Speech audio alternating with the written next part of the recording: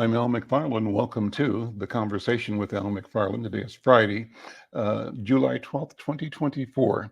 Friday's the Healing Circle, and we're glad to be here with our colleagues and one of the luminaries in the healing world, Dr. Oliver Williams.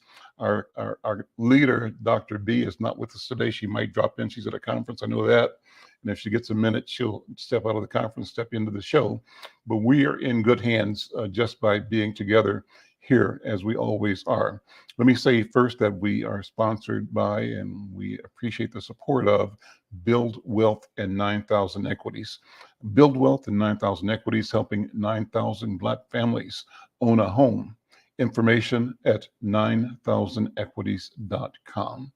And the Build Wealth people are located over in the Thor building on Plymouth and Penn. We call it the Thor building. The formal name of it is the Regional Acceleration Center. And one of the features of that building is the Minnesota African American History Museum. I mean, not saying that name exactly right. We'll correct it as we go along, because we're going to be talking to the curator of the exhibit that is currently being presented at the History Museum. But first, let me invite Dr. Oliver Williams on the screen. Doc, good to see you. How you doing? How are you enjoying retired life? Well, it's still I'm still getting used to it, so I have to figure out it in phases. But at this point, it's pretty good. Sonia and I are going to be going to the Dominican Republic to do some training. Wow. So yeah, so that's going to be interesting. We tried to go when we got married to spend our honeymoon there, but they had elections and they said it was a little challenging. So we've been married for 38 years. So this is our first trip to the Dominican Republic. My brother-in-law goes. Yeah. This has been my first trip. That's special. That's wonderful. Listen, great. You deserve it, and you're going to have a good time. You'll be bringing light to the people that you connect with there. Well, let's do this. Dr. B normally starts us off with sort of instruction protocol, and I'm going to ask you to do that today to get us into our program. Okay. Well, I won't do it as well as Dr. B, but there's some really important elements to the way that we do it. And one of the things that she talks about is the fact that we use a talking stick. It's sort of an African tradition and ways that people learn how to share discussions. And interesting, the African American Museum in Detroit, Michigan is really interesting to me because they have a building that's structured in a way that it was constructed in Africa, and particularly in one country. And and they have it constructed the way that you can speak, you can hear entirely the other side of the room. The building is constructed.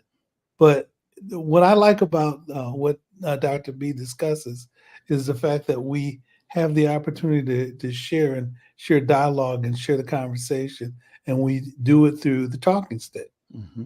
And we hand the talking stick back to one another, and the theme associated with it is the fact that we share power. Mm-hmm. The fact that it's more egalitarian in the way that you do it, and that there's things that we have to be thoughtful about. One is the fact that as we have these conversations, one of the things that we do is we have to recognize that we have to value the ancestors, but we value the ancestors too because they're closest to God. Mm-hmm. And I think the other thing is that we share things among ourselves, and we oftentimes people do and have these conversations in a circle. So there's a more egalitarian, and that it's not a situation where one person is more powerful than the other person, but they ask for the talking stick to be able to share their points of view and to have conversations, and they share it with each other. So if what we want to do is to hear what somebody has to say, we pass the talking stick.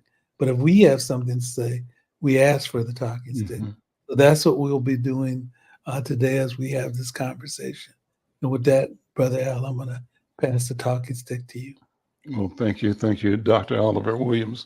So today we have the fortune and the honor of connecting with Brother James Curry, who's curated a phenomenal exhibit in the gallery up at the Thor Building. Again, I call it the Thor Building. It's the Regional Acceleration Center. The show, the exhibit is called SoulForce. You can put the image up there. SoulForce, the movements of memory. It opened in June and it runs through August 3rd. You don't want to miss this. It's a powerful collection of images and articles, news pieces, and just being in a place that has collected and assembled these news stories and magazine articles and artifacts and photographs that show our people and our history right here in that neighborhood, Plymouth and Penn in particular, Plymouth Avenue, but all of Minneapolis and St. Paul. It's wonderful to have that and to have people like James Curry, who both individually and as a representative of his family have been power players in the development of community, of culture, of our identity in the community. Brother James Curry, welcome to the conversation. How you doing? Great. Thank you so much for that really, really honorable introduction. I hope I live up to it. Well, I know that you will, because your family does that. The Currys, do that without thinking. That's who they are. You know who you are. Thank you. So listen. Tell us about the exhibit first. Talk about that and invite people to come, and then we'll ask some questions later. So, sure. Handing the talking stick back to you. Thank you, sir. So this was courtesy of the Minnesota African American Heritage Museum and Gallery Fellowship Program. I sent a proposal along with, I'm sure, a myriad of other candidates, and was awarded based on that proposal, which was an idea of taking a look at the intersectionality of red, brown, and black power movements, social movements, people power movements that had roots here in the North Side. And, as Al mentioned, it specifically sort of highlights this community, this 3-mile radius, which I'm speaking to you from now. That proposal got some traction, and then I had to follow up and do a deep dive. I took on a couple advisors. The inspiration really came from a red, brown, and black power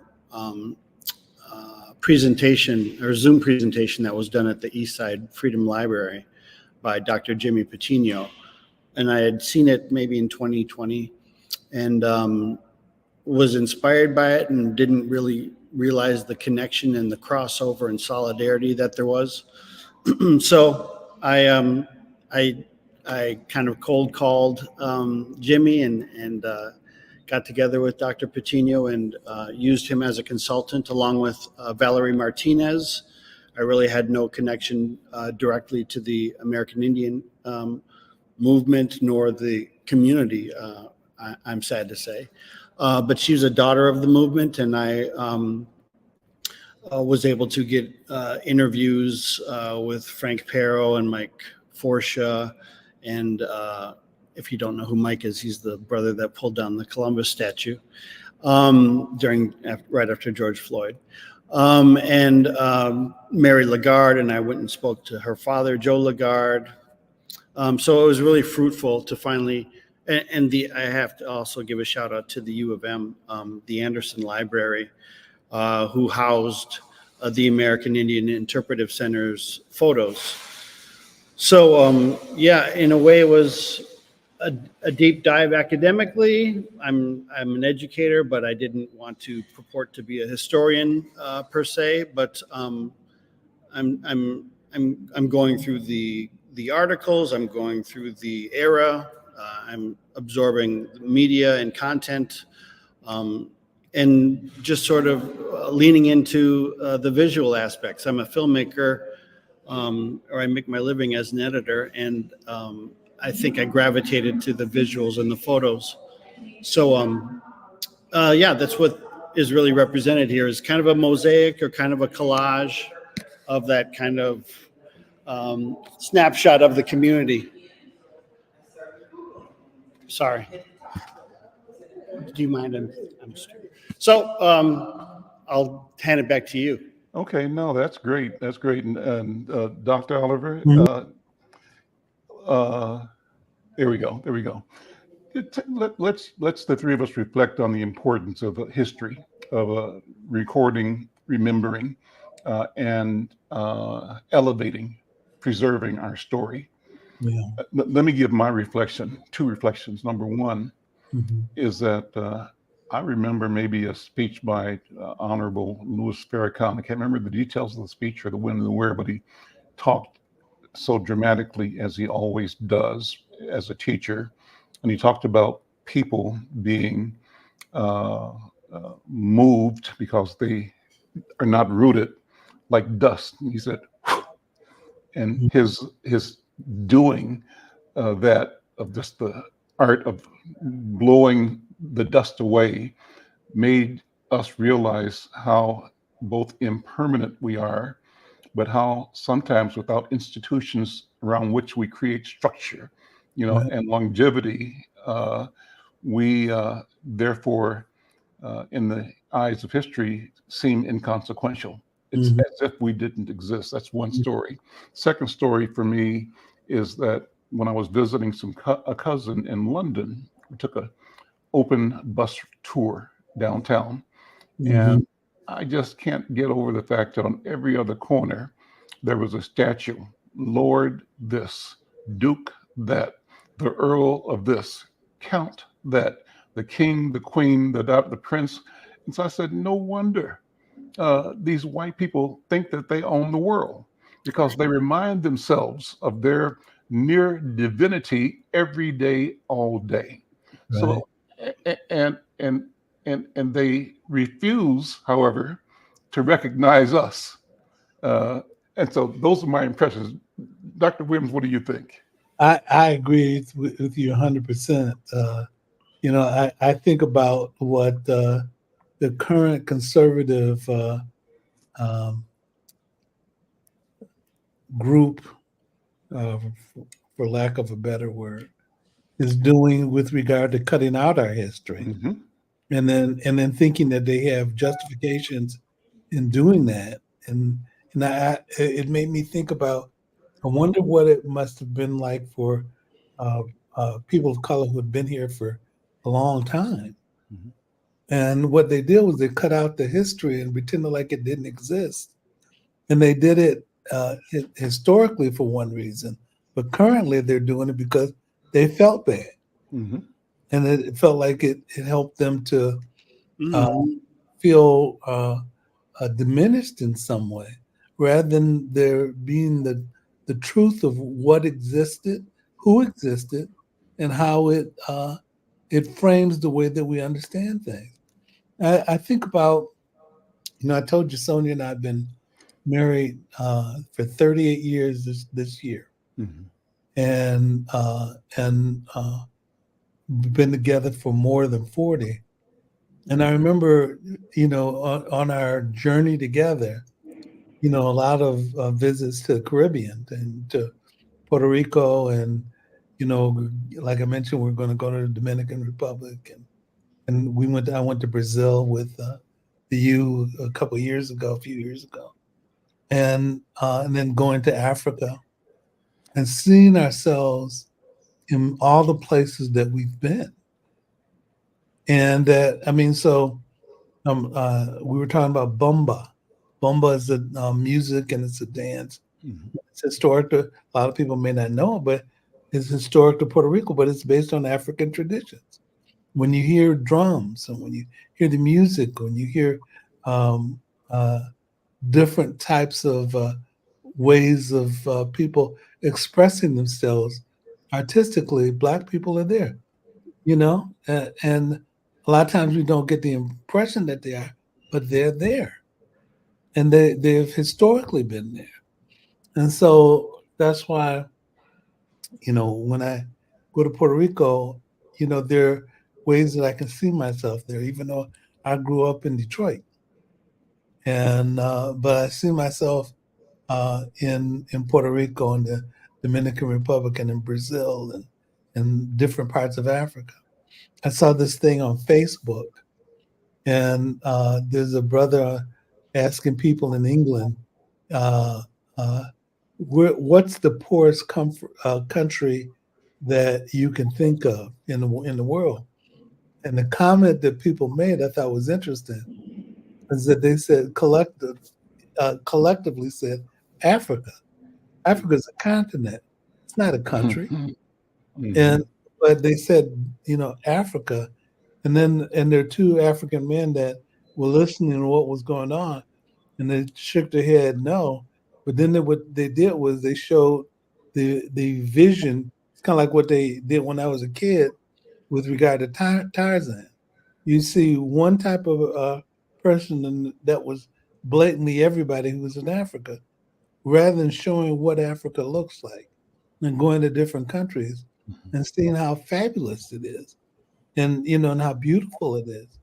And it helps to shape how we think of Africa, but how we think of ourselves. We got to reframe that in some way. So as I think about this, I think this exhibit, James, that you are developing is real important because it helps to bring the truth of who we are to ourselves. And that's something that I think Trump lacks is an understanding of who we are, and an exclusion. And it's kind of like a baseball. Who I remember, I look at the young women that are gymnasts now. It Mhm. used to be that you didn't see black gymnasts. Mm-hmm. Mhm. You used to. I remember when I was in school, they said black people didn't run long distances. We were only good for sprints. And the images about what we're supposed to do and what we weren't supposed to do, or the fact that you can have white baseball leagues without black people contributing and saying that that's the realm about the way that we need to look at the world rather than trying to understand the expansiveness of what we do and how we can contribute to something. We need to understand ourselves better, and Yeah. so that's the way I think about it. So, James, I had a question for you though. Is your family from Minnesota? Yeah, they are. They hail from, in the 1800s, Harrisonburg, Virginia, Okay. at least the paternal line. Actually, in the maternal, now that I take it. Okay. I was wondering. I have. Although I think there might be, are you trying to connect me to Dell and Steph? Because I'm pretty No, sure.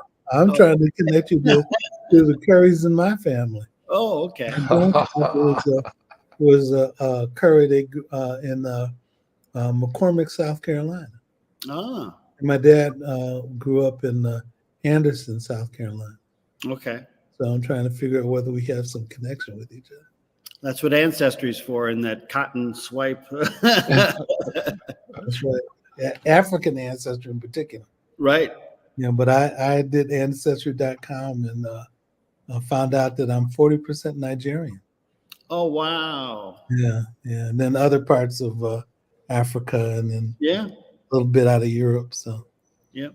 yeah. Have you done the DNA, James? I have not. Okay. And I know that there's an African one Mm. specifically, which is the most intriguing. Right. African ancestry. Yeah. Yeah. Yeah. But yeah, it's on my bucket Your list. list. I've done it, and I've done it with. I started with African ancestry, then I also did 23andMe, and then I Yeah. also did Ancestry. So I've done three. Yeah. And so it's interesting approaches and analyses. But let me do this, James. Would you walk us through the exhibit and kind of give us a guided tour, and take your time to stretch out, and. When people come there, you're at 1256 Penn Avenue North, I believe is the address, right? Is that right, And Coventry? 1256? Yes, it is. You're yeah, right. and say hi to Coventry. She's one of my favorite people in the world. And Coventry, thank you so much for uh, helping make this happen. Good to see you. All right. Yeah. So it's a little bit nonlinear. You could approach it with panels and take it panel by panel. So with that in mind, it does start with sort of a description, um, which is a conceit of this idea of besides the political activism and the movements that we recall, as in civil rights, this is more about the post-civil rights era. In other words, after the death of MLK, RFK, Fred Hampton, Malcolm, JFK, Poor People's Campaign, just this sort of disillusionment that set in post-civil rights. And I wanted to introduce color and a little immersion, so I include, they're muted now, but some of these Eyes on the Prize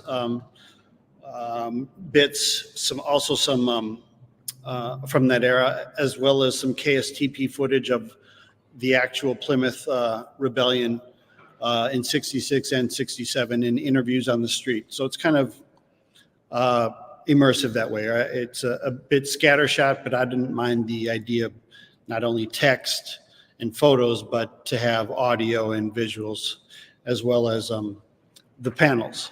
There's a prologue, which sets the table about us before Minnesota was even a state, what was going down between basically 100 years ago. And some, a smattering of highs and lows and sort of our narrative. Again, not comprehensive, but just more of a snapshot. Mm-hmm. There's a shout out to the Brown movement, Chicano.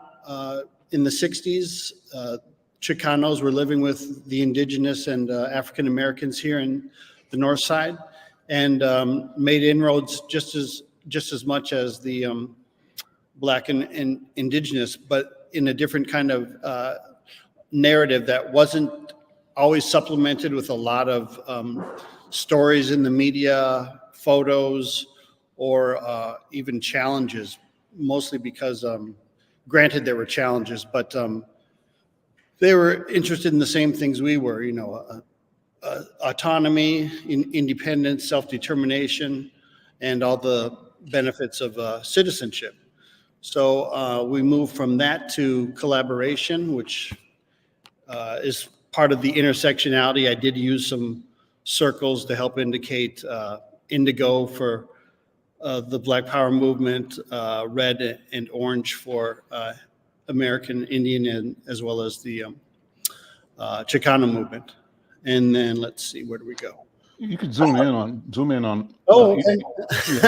Zoom in on each of the panels that you go through, just so we could get a sense Gotcha. of what's there. Gotcha. And maybe pick one thing to talk about in each Sure. one item, but go real close, as close as you can, so that we can see it. All right, and I'll figure out how to do that. I'm supposed to be a filmmaker, and I'm struggling. So we may as well just, let's see, and then everything's reversed. A lot of people didn't know that MLK was here and spoke in 67 at the U of M. I've acquired footage. It's really public footage, but I put together not only the existing clips in the chronological order, but did the best that I could to also make a transcript of his speech, because it lives in bits and pieces on the U of M site, as well as PBS tried to piece it together, but or they did the best they could. But that's one. There's some curries, by the way. There's Mom. I couldn't help but sneak in my family because they're part of the prologue. Well, go back. Don't go yet. Let's talk about Mom, right? So Okay. Zoom in on that photograph. Who's in it?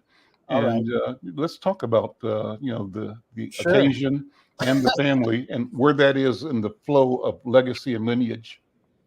Well, thanks for that, Al. Yeah, so Mom and Dad met at Dreamland. If anybody's familiar with Dreamland on the south side of Minneapolis, a interracial couple in the 50s. My dad returned from Korea.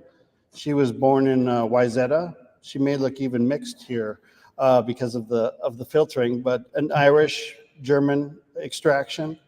And these are Your my dad is brothers. Irish German, or your mom? My mom. Okay. My dad's African American with a little bit of, I think his dad referred to them as smoked Irish. Okay. If you've heard the term. So there's some Irish blood in there. Now, your mom doesn't look white. Is she white? Is your mom white? Yeah, she's Irish and German All right. and Okay. English. And So then, does this question come up of whether your mom is white or not? Because she doesn't, and maybe it's the paper it's on, maybe it's the whatever. But right. if I had to look from here, I'd say light-skinned Black woman. I wouldn't say white. Sure. Does that come up in the course of family discussions or neighborhood discussions or whatever? It doesn't, but Okay. there might be some in the interracial relationship, some proximity effect Okay. that, Okay. that Okay. turns her into a light-skinned Black woman. James, are you in that picture? I'm not. I wasn't even born, which is Okay. as in the prologue. Okay. And then we know about Dred Scott. Yeah. All right. I discussed a little bit about the Brown Chicano movement, including the ethnic studies program at the U of M. Mhm. They fought for, just like Elder Mahmoud did for our Black ethnic studies. Mhm. There are some didactics here, these little sidebars that zoom in on certain pictures and lay out a little more information about, in this case, martyrs of the movement that were killed in Boulder, Colorado, known as Los Cis, as in six. Let's see, collaboration. We've got Spike, who's getting a street named after himself. Mhm. Um, Next Tuesday. Yeah, Mhm. yeah. And the way, Mhm. really, this collaboration here, again, at Penn and Plymouth, in response to police brutality, economic oppression, and unity that formed, that took the form of the way, which is a place that I think of fondly because I didn't ever go into it. I was born in Brooklyn Park, but my mom was like, we should take you to the way as a little boy. And she knew that it was a place for learning cultural heritage and pride, and as well as many other things. And then we got Prince that comes out of that. I think Prince is probably in the next one. Let's see. Well, we've got Prince and Jimmy Jam, as well as the Time, and all the luminaries of the Minneapolis Sound, really sort of gestating from, I think, the Way Community Center. It's really a place of I hold special in my heart, and I think is sort of seminal to our community. All right. Do you have Roy Wilkins in any of the things that you have? Maybe back at the prologue, but again, this is trying to be a little post-civil rights. Okay. Intentionally. Mhm. It's an era clouded in, or not clouded in, but thought of as disillusionment, the loss of Vietnam War, Nixon resigning, Watergate, assassinations galore. So I was a little more interested in that part of the narrative. Okay. And then we go to. Let me stop you for a sure. second and jump in and just sit with Spike. Show some more pictures of Spike. That's Spike is a big They're deal. using dashiki. Mm-hmm. And for those who don't know, Spike Moss is like, I called him like the general, like the commander in chief of the movement. He's had that kind of attitude, that leadership. He's been phenomenal. And as you mentioned, Brother Curry, this week coming up Tuesday at 11 o'clock, the street, Plymouth Avenue, which is where you guys are on your east-west side, is going to be named Spike Moss Way. And the significance is that the ceremony is going to be held next to and in front of the 4th Precinct Police Station. The 4th Precinct is built on the ground that housed the youth-serving community agency called The Way. And Spike was the youth leader, youth organizer, emerged as president of The Way over time, and continued that role of service and leadership, even though we lost control of The Way, and that under the leadership of, I think, Police Chief Tony Bouza and the politicians around him, they wanted to make a statement to Black people by bulldozing the image and the idea of Black liberation, and placing on top of it the the police station. Just think of the symbology. Look, Dr. Williams, what is the symbology of that? What does that tell the psyche of a people if you had something that you thought was a place for liberation and freedom, but somebody else from outside the community smacked you down and put a police station where your freedom was? What does that tell us as a community? Dr. Williams, pass No, this talk to you real quick. yeah, no, you don't. That's what it says to me, is the fact that you don't have the power that you think you have. We hold the power, Yeah. and we'll do what do with you what we choose to do. Yep. And that's why you have to continue to push. And that's I that's why I respect Joe Biden, is the fact that he keeps trying to send a message out. It's interesting to me. I'm diverting, but the discussion about the debate, I listened to that debate. He was all over Trump. Mm-hmm. I mean, of course, maybe he could have had a different positioning of self, but he won the debate. Mm-hmm. And nobody's talking about the fact that Trump lied and he in a bunch of inaccuracies, and he doesn't care about most human beings. He cares about himself. So anyway, I don't know whether I answered the question now, but No, I that's think on point. On point. Let me share this with you as well right now. You haven't seen this yet, James, but what we're doing in our paper coming up Monday. Oh, nice. Is a tribute. We're going to do 3 weeks of tribute to Spike Moss. And you can That's beautiful. Scroll it down a little bit, Cooper, so we can see the full page. And we're talking about Plymouth Avenue being renamed. And what we did is went through our archive and found stories from as early as 2002. If you pull in on the first story there, Cooper, go large and to the left column, and says, okay, and then scroll down a little bit more. The first is an interview that I did with Spike on January 20th, 2003. And it's just wonderful to have control and command of our own narrative, our own history. And James Curry, that's why what you have done and are doing is so important, so critical, because if we don't keep and preserve and elevate our story, it won't be kept at all. And scroll over to the little to the right a little bit, Cooper. I think I'm looking for a second headline, and scroll up a little bit. Scroll up. Right there, the second story was about go back up. It's a headline there, a giant migration of our own. This was an interview that story that we ran in 2013. 10 years later, and this was a speech that Leah Hargett, who was the president of Minnesota Black Chamber of Commerce, gave, giving it to the West Broadway Business and Area Coalition during Black History Month. But this speech about the Great Migration spends time talking about Spike Moss's work and his vision and the struggle that we went through. So just wanted to go back to the top and see the cover again. It's just a great way to honor our own, and what we are doing, James Curry, is what you are doing. And we think that it's critical, essential. And I want to thank you and welcome your companionship, that's what I call it, in advancing and appreciation and preserving, elevating our story. Yeah. I want to hand the talking stick back to you, Brother Curry. Yeah. No, that's a beautiful thing that you're doing. Thank you for doing that to Spike.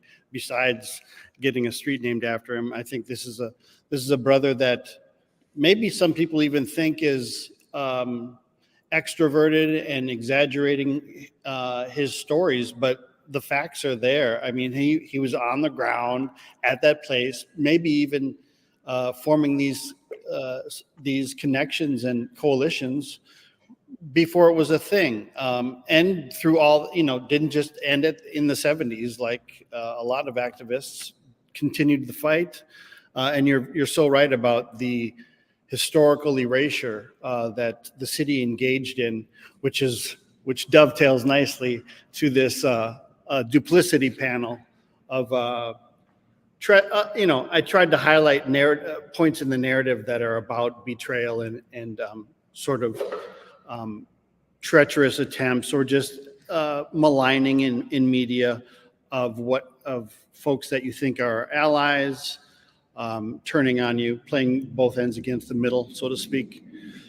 And I think that occurred galore, not only with the Way, but with the American Indian movement. They were constantly attacking the Belcourt brothers, as well as Russell Means and Dennis Banks. So it's if people take anything away from this, I'd like them to see that there's a pattern and a strategy that you can then incorporate into your own progress or movement to anticipate and work around. Because, I mean, ultimately, there's always assassination and murder that can occur, but there's also steps that occur prior to that can be anticipated and avoided, or at least overcome.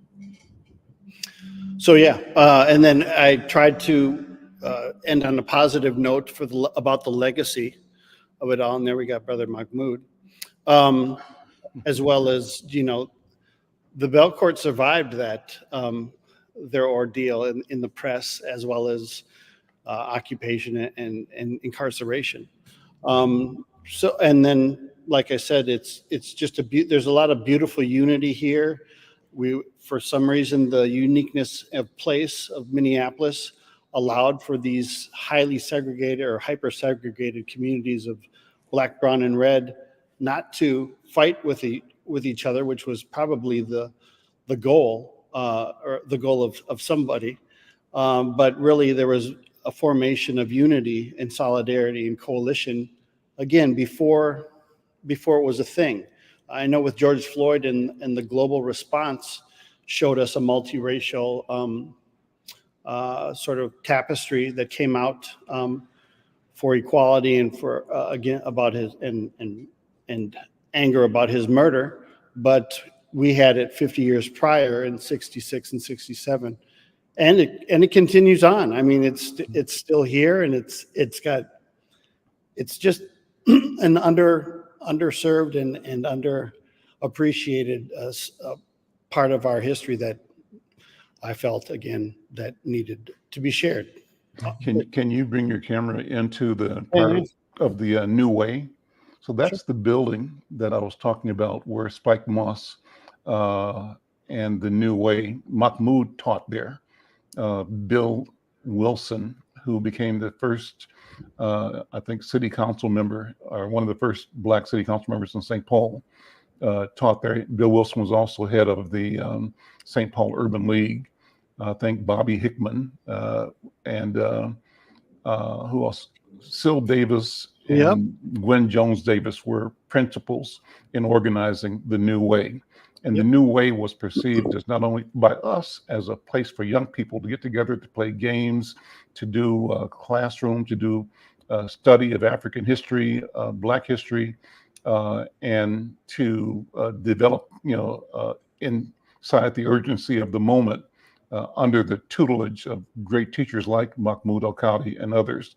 And when that's the building that was torn down and a police station put there in its place. And I always felt that was an affront to the Black community. Mm-hmm. There has been conversation about returning that building, renaming that building, or turning that building over to the Way again.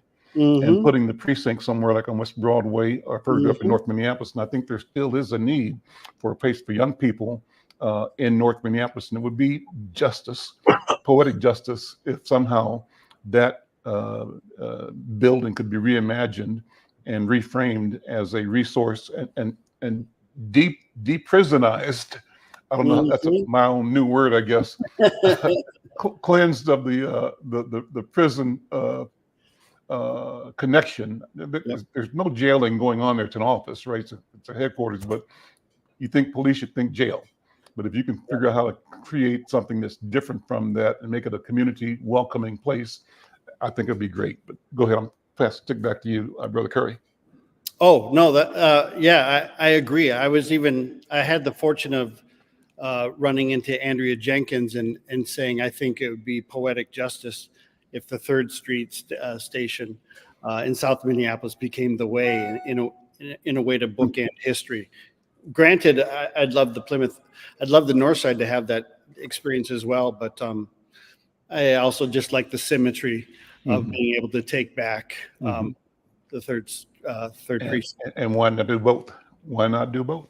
Right? Yeah, right. There's a need. Yeah. If you want me to continue on, Please go ahead. So I tried to mirror the national sort of context of which most people are familiar with, but wanted to highlight the women. It seems like in the 60s and 70s, they were enamored with Black leadership, but really we've got, let's see, wrong hand. We've got Elaine Brown leading the Panthers being, let's see, there we go, Elaine, heading the Panthers, taking over after Huey Newton, and as well as the majority of the Panthers being women, as well as, same thing with the American Indian movement. Besides the bell courts, there were women that were telling them as elders or as their wives or spouses what to do about strategy and organizing. Whoops, wrong hand again. Some of us are familiar with the Chicago 8, which included Bobby Seale. Let's see who's up here. I think Josie's up there. Josie Johnson. Yeah, right behind you. Yeah. Yeah, I see. But I could be wrong. It's weird. I'm looking at it from almost like a mirror. But it's I wanted to place the context of nationally what was happening. We're always used to hearing about the coasts and maybe Chicago. What was happening above Chicago in the upper Midwest in Minneapolis. All of this local history. So it mirrors what was happening nationally in case the youngsters didn't know. So I kind of made it more explicit or intentional, including, the occupation of Alcatraz which actually inspired the American Indian movement by Richard Oakes, and, Wounded Knee, which we've all heard about, but maybe don't know, Anna Mae Aquash, who was killed for being considered a double agent. We're familiar with sort of the Goodman, the three Goodman, Schwerner, Cheney. Were lost in Mississippi, but we may not know about Fred Hampton and his assassination by the Chicago police, or Medgar, or maybe we've never seen a photo of Patty Hearst, who was this heiress coming from the Hearst family that really was radicalized. Granted, she was kidnapped and indoctrinated, but also decided to join the fight, but then used her white privilege to get out of it at the end in court. So it's a mixed bag, but I wanted to show it in all of its nuance and complexity, and I hope it achieves that. Very good. Fascinating. Well, that's a good picture of the whole space there. That's wonderful to see. Oh, good. Yeah, I did include some, Al referred to these earlier. This is kind of an elders area or activists area where I felt SoulForce's, the other part of SoulForce, I believed was the sort of feeling that one gets when they visit the space of a loved one that's passed on, and you're doing a bit of a post-mortem of their space, and you're coming across materials and tastes that you didn't know that they had in literature or in music or in media. And in the room is a presence, may not be a life force, but it's a soul force. And it kind of triggers the movements of memory, because you're like, oh, I didn't know my dad read this book, or at least he had it in his collection. Or, it's always just interesting to realize that the shoulders that we're standing on, if there was a way that we could, and sometimes this happens on Ancestry, but you're finding out little tidbits or little phrases maybe that made their way into the paper, or of the times that, then become reflections of who that person was. It kind of denotes them in a personal way. And I thought I'd include things like music and the paraphernalia and literature from that era to just sort of, make the experience a little more immersive. What gave you the idea to do this? I think I've been circling around this idea for quite some time. I mean, as a product of an interracial marriage, I've got lineage that kind of crosses over and is what they now refer to as intersectionality. But I'm interested, and I've navigated those spaces all my life, whether it's being the sole person of color, the sole African American in a white space or environment, and what comes with that. And I think there's a radar. I think there's a skill set that one acquires just from that privilege or that segregation that heightens your awareness. And I think that spills into my work, looking at identity, trauma, race, and all of the complexity that it is being an African American. And then it closed with an epilogue here. Have we really changed? How have things changed, progress-wise or paradox-wise, in the 100 years since the Clayton McGee Jackson incident in Duluth? I did a little bit of a parallel here. Talk about that. People might not know what that is. Oh, sure. Well, that's the infamous lynching that occurred in Duluth in 1920, probably 100 years, or almost 100 years to the date of George Floyd's murder or asphyxiation. They both died through the lack of oxygen, whether it be a knee to the neck or a lynching rope. They're separated by 100 years. They're both Minnesota stories. There was also always they were both preceded by, in one case a mob, in the other a public mob, in the other law enforcement. There were allegations of, in the case of George Floyd, forfeiture or fraudulent use of dollars, and with the Clayton Jackson McGee, there was the allegation of rape. So this just asks, does police reform really work? All lives matter. The power of small radical change. You'll have to come in and see the rest in order to. Oh yeah, last but not least, a shout out to some of the great artwork that was done. Political artwork, whether it was the Black Panther newspaper, their 10-point plan in comic book form, which is really great. The rhetoric that came out of the Black Power movement. It's all kind of interesting material that I felt was our work that stands on its own, including Puerto Rico, which Dr. Oliver mentioned. Yeah.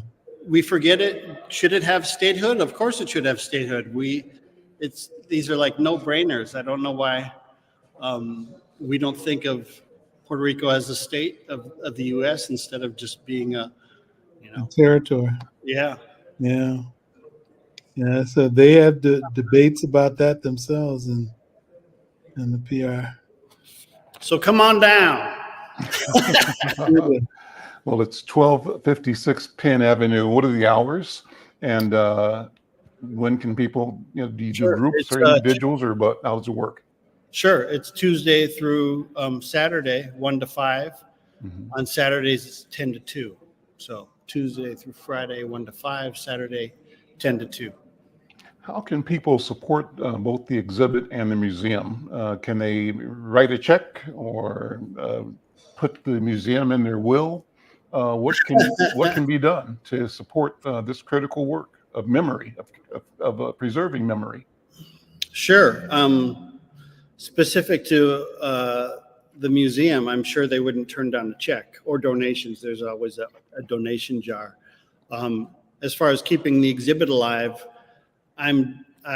there's efforts on my part to make it a documentary, since that's really my métier, and am more comfortable with filmmaking than I am with exhibits. But there's also the idea of making this digital, having a repository, having it mobile, having it travel. So I guess I could benefit, or the exhibit could benefit from word of mouth, as well as elevation. If you come in and see it and really want to promote it in other platforms, Post it and share it in your social media. Yeah. all that, yeah. And I think even though it's hyper local, I think the uniqueness of our place, of our movements, and since the global spotlight's been put on Minneapolis, this is a nice counterpoint to how we've dealt with race. Have things changed? I mean, it's a complex question, and this is a component or a missing piece or connective tissue that sometimes isn't even on the radar.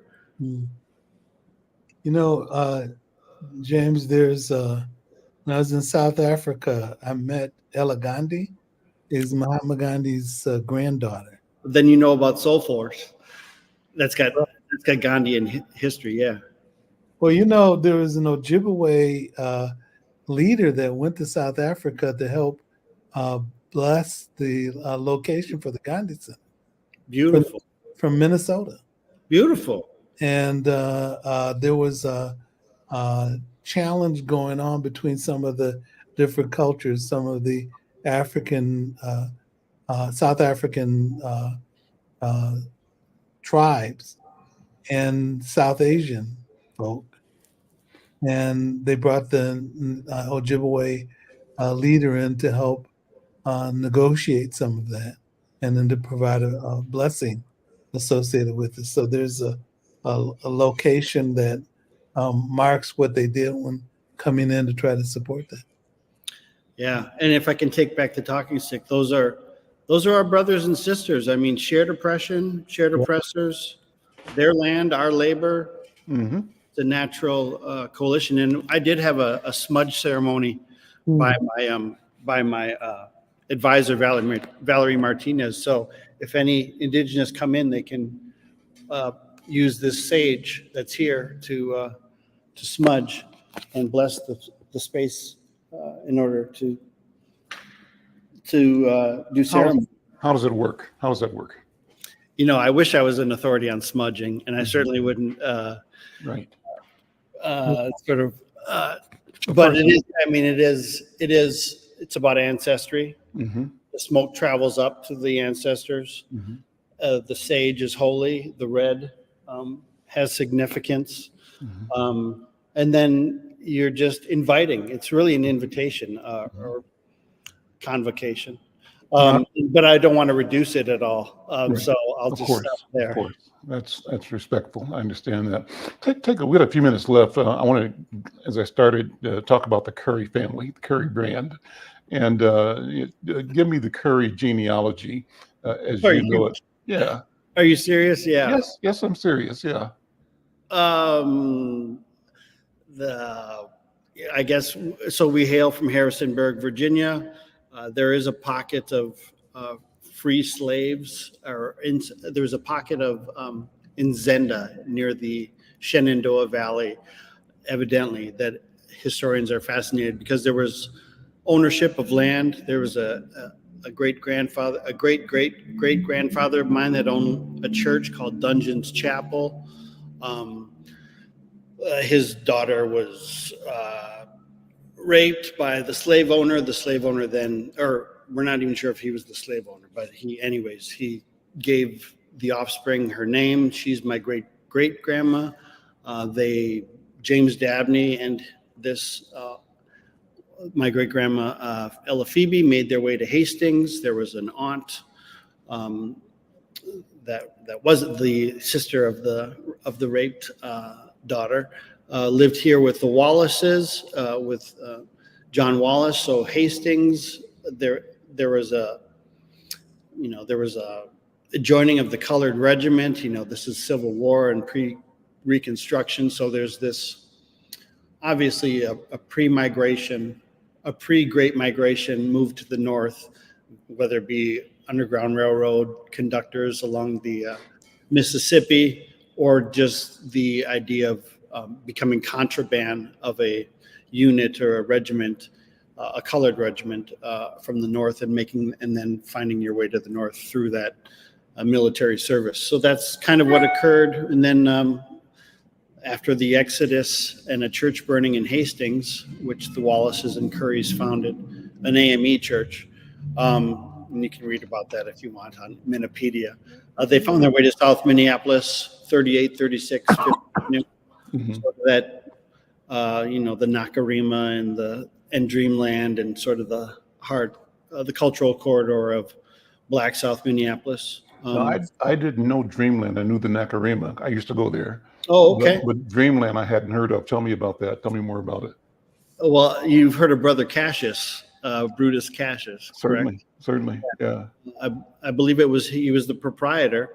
Okay. Maybe alongside, while he had that Cassius bar, he had this nightclub, actually more of an interracial nightclub, which is where my Wyzetta, where actually I think my mom was going to West in Uptown by Bede Makaska.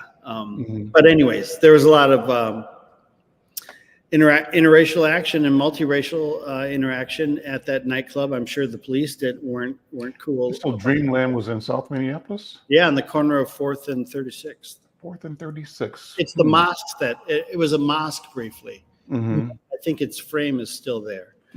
Okay. And obviously I knew Cassius's bar downtown. That's the one when I got here. That was the place that was like the best hamburgers in town. And all of the players hung out in that kind of after hours business. And I associate the Cassius bar, that the winding up of that is a downtown presence with the opening of the Cozy Bar and the other bars in North Minneapolis, like the Blue Note, I think it was Blue Note, the Cozy, and there was one or two others. There was also the Waikiki room, if I can interrupt. There was the Waikiki room where they went around and took pictures. I think it was a Radisson. It was sort of a Polynesian, even though it was Polynesian themed. Was that in St. Paul? Maybe it was. I think it's prior to my era. But for some reason, I thought I saw remnants of it downtown in Minneapolis. Yeah. Could have been. Okay. Interesting. Well, it's fascinating to go Maybe over. The next exhibit should be devoted to entertainment spaces for our people. And how they have really disappeared. Yeah. Right. And you'd be surprised. More erasure, just like you were speaking about the precinct. Yeah. Okay. Well, Brother Oliver, thoughts, questions? Yeah, I'm reflecting on what was going on in the Twin Cities, but also reflecting on the similar history in Detroit. And also, I keep thinking about places that they tore up, and they tore up some places in the city of Detroit too.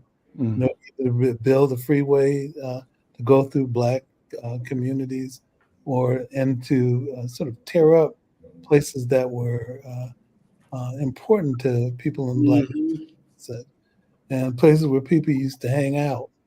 When I was a kid, you'd go to different places. There's a place in Detroit called the 20 Grand, but that was there called the 20 Grand.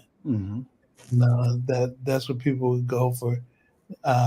They were for my older brothers and sisters, but and places where they go skating. Yep. The Arcadia was a place in Detroit where they do that, and then I took my son there, but you go to Motown. Motown was on East Grand Boulevard, and you get a chance to see the different performers out on the lawn, but it was a house.